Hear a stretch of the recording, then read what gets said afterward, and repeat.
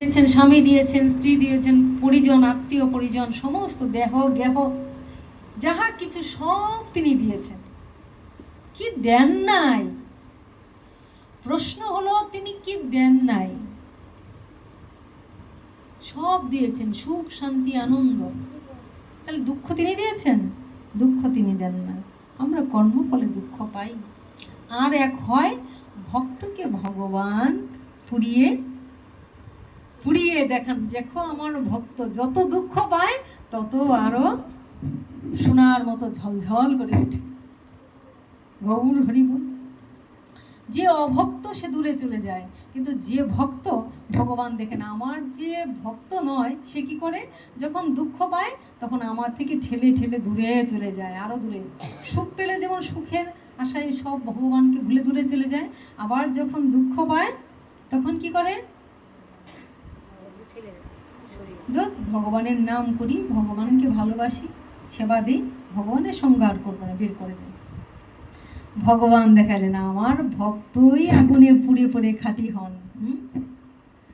আগুনে পুড়ে পুড়ে আরো নির্মল হয়, আরো সুন্দর হয়, আরো ভগবানকে আষ্টে পিষ্টে ধরে। তাহলে ভক্ত আর অভক্ত চিনার উপায় কি? কালকে বলেছিলাম যে ভক্ত যত দুঃখ পায় তত আরো ভগবানকে আষ্টে পিষ্টে ধরে, আর অভক্ত ভগবানের কাছে দুঃখ পেয়ে মানে মনে মনে ভাবে দুঃখ পাইছে যখন ওকে আর ডাকবো না, ওকে ভালোবাসবো না। তাহলে ভক্ত আর অভক্তর কারণ কি? দুদিন আগে পরেও চিনা যায় কে ভক্ত আর কে অভক্ত। যতই অভিমান করুক না কেন ভক্ত, কিন্তু ভক্ত দূরে থাকতে পারে না, তাকে আসতেই হবে। কারণ ভগবান ছাড়া সে যাবে কোথায়? তার আনন্দ কোথায়? সে আনন্দের জায়গা ওইটাই। কিন্তু সেই আনন্দের জায়গায় আসতে গেলে তো একটা মাধ্যম চাই। আমার পরম দয়াল শ্রী গুরুদেব হলেন সেই মাধ্যম। আমার পরম দয়াল শ্রী গুরুদেব হলেন সেই মাধ্যম। মাধ্যম মানে যার মধ্য দিয়ে আমরা ভগবানের কাছে পৌঁছতে পারি। তো তিনি কি করেন? ওই গুরুরূপী এই মাধ্যম আমাদের কি করেন? শাসনে সুহাগে আদরে আঘাতে, জয় রাধে, শাসনে সুহাগে আদরে আঘাতে বিভিন্নভাবে তাকে তৈরি করেন। তাই একদিন বলেছিলাম যে শিষ্য কথার মানে হলো শাসন নেওয়ার ক্ষমতা যার আছে। যে শাসন নেওয়ার ক্ষমতা নাই সে শিষ্য হওয়ার কোনো যোগ্যতায় রাখে না। তা শিষ্য হওয়ার নাম মাত্র, কোনো মানে নেই। কিন্তু যে গুরুর সান্নিধ্যে আসার জন্য শাসন, আঘাত, দুঃখ সব সহ্য করে গুরুর চরণে আসে। এবার দেখেছো কুমোর পাড়ায় ওই যে মাটির হাঁড়িগুলি তৈরি করে, কলসি, হাঁড়ি, বাসন কোসন যা তৈরি করে, ওই কাদা মাটি সব বললাম না একাকার হয়ে যায়, জল আর কাদাকে আলাদা করা যায় না, এত গুলিয়ে এমন তৈরি করে। তো ওই শক্ত মাটিটাকে গুলাতে কেমন হয়, জলটা এটার সঙ্গে মিশিয়ে দিলে কেমন হয়, দুটোর আর আলাদা করা যায় না। তখন সেটাকে তৈরি করে কুমোর কি করেন? কি করেন? কিভাবে করেন? রাধে রাধে, হ্যাঁ রাধে রাধে। ভক্ত সম্পা কি করে করেন? চটকে। দেখেছো মাটিটাকে ভেঙে গুড়িয়ে, হাতুড়ি দিয়ে যদি শক্ত হয় গুড়িয়ে গুড়িয়ে ভেঙে হাত দিয়ে চটকে চটকে চটকে জলের সঙ্গে মিশিয়ে তারপরে কি করেন? শেষ নয়, তারপর ওই যে চাকাটা যেটার মধ্যে দিলে যেই সাইজটা হবে, যে আকারটা নিবে, আকার যে আকারটা নিবে তার মধ্যে আবার ঢেলে দিচ্ছে। ওইটা আবার ঘূর্ণি পাকে ঘুরে ঘুরে ওই তাপে আগুনে ওই একটা আকার নেয়। তাতেও শেষ নেই। তারপরে এটা হওয়ার পরে কাঁচাটাকে নিয়ে আবার রোদ্দুরে শুকায়, তাতেও শেষ নেই।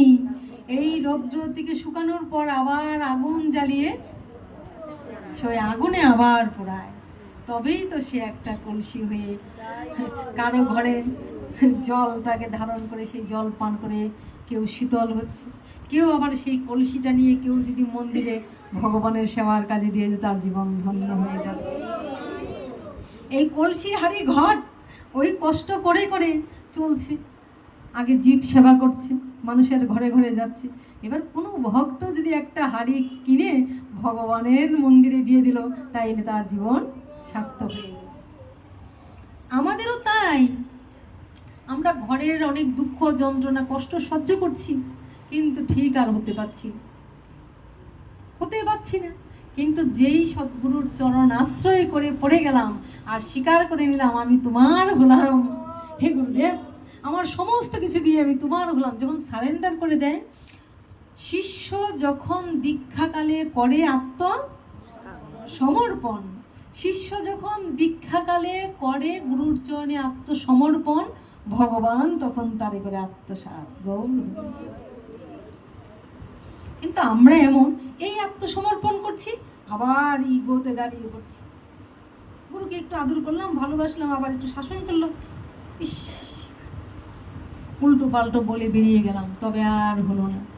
আর যে বা যারা শাসন আঘাত আগর মানে যত পোড়াচ্ছে, যত রৌদ্রে পোড়াচ্ছে, যত আগুনে পোড়াচ্ছে, না না ঠিক আছে, তুমি তোমার মনের মতন করে আমাকে গড়িয়ে নাও, আরো আরো মারো, আরো আঘাত করো, কিন্তু আমাকে যেন তোমার চরণ সেবা থেকে বঞ্চিত করো না।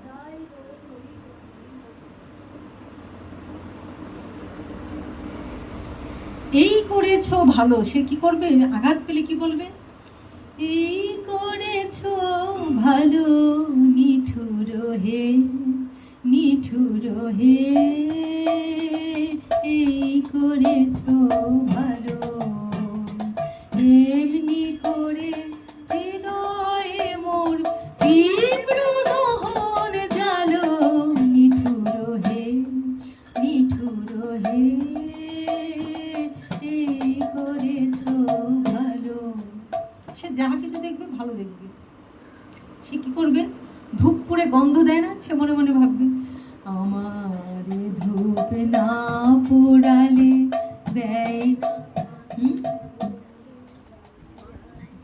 যখন থাকি অচেতনে। অচেতনটা কি? আমরা যখন অন্য মনস্ক থেকে সুখ ভুগে ব্যস্ত থাকি, সুখ ভুগে ব্যস্ত থাকি, ভগবানের দিকে চাই না, তো ভক্ত মনে মনে ভাবছে নিশ্চয়ই আমি তোমার থেকে বিমুখ ছিলাম, কৃষ্ণ ভুলি জীব অনাদি বহির্মুখ, অতএব মায়া তাই দেয় সংসার দুঃখ, আমি তোমাকে ভুলে অন্য পথে ছিলাম তাই দুঃখ দিচ্ছে। তাই ভক্ত বলছে, যখন নিজের দোষী মনে করছে, যখন থাকি অচেতনে এ চিত্ত আমার, আঘাত সেজে পরশ তব সেই তো পুরস্কার, অন্ধকারে মোহে লাজে চোখে তোমায় দেখি না যে, অন্ধকারের মোহে লাজে চোখে তোমায় দেখি না যে, আমি অন্ধকারের মোহে লাজে আমি মোহগ্রস্ত, তোমায় দেখতে পাই না, এই করেছো ভালো। এ তো শেষ নয়, ভক্ত নেওয়ার জন্য পড়ছো, তারা আমরা ইগোতে দাঁড়িয়ে যাই না, দাঁড়িয়ে গিয়ে উল্টা করি। আর সে কি বলছে? অন্ধকারের মোহে আমি অবচেতন, আমি তোমাকে ভুলে ওইদিকে চলে গেছি, অন্ধকারের মোহে লাজে চোখে তোমায় দেখি না যে, হ্যাঁ তাই তুমি কি করো? বজ্রে তুলো আগুন করো আমার যত কালো, বজ্রে তুলো আগুন করো আমার যত কালো, এই করেছো ভালো নিঠুর হে, নিঠুর হে, এই করেছো ভালো। তাই ভক্তের কাছে দুঃখ যেন দুতি দুতি, দুঃখ পেলাম মানে ভগবানের কাছে যাওয়ার সময় হলো, এই হলো।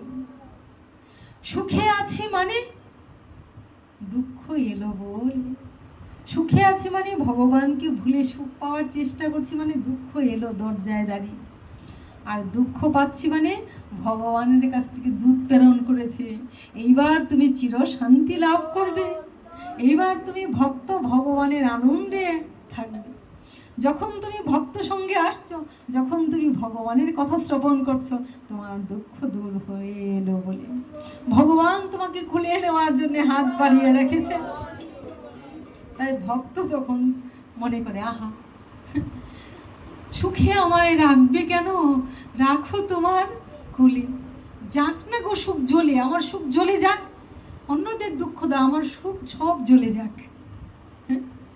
ভক্ত এমনই করে। তাই ভক্ত ভক্ত খুঁজে, কে কে আমাকে এমনি করে গড়বে, কে আমাকে শাসনে সোহাগে আদরে আঘাতে তৈরি করবে, ভগবত সেবার উপযোগী করে তুলবে, ভগবানের শ্রীচরণ পাদ পদ্মে আমাকে চির শান্তি দান করবে। এই লালসাটা চাই তো, শুধু লালসা চাইলে হবে না, শিষ্য মানে শাসন নেওয়ার শক্তিও চাই। গুরু যে শাসন করবে, ঠিক আছে, নিশ্চয়ই আমার জন্য এটা মঙ্গল, আমাকে তো উনি ঘড়িয়ে পিঠে তৈরি করবেন, তবেই আমরা মানুষ হতে পারবো, তবেই আমরা মনুষ্যত্ব অর্জন করব, তবেই আমরা ভগবত চরণ লাভ করতে পারবো। আর নয়, এখানে ছেড়ে দেবো ভাবছিলাম, কিছুই বলবো না, কিন্তু তোমরা মনে হয় জোর করে বের করে ফেলো। আমার গুরুদেব মনে হয় আমার বলিয়ে দেন, এই যে একজন ভক্ত বসে আছে, ভক্তকে ডাকো, বন্ধ করো, ওই ভক্ত আসছে, বলবে।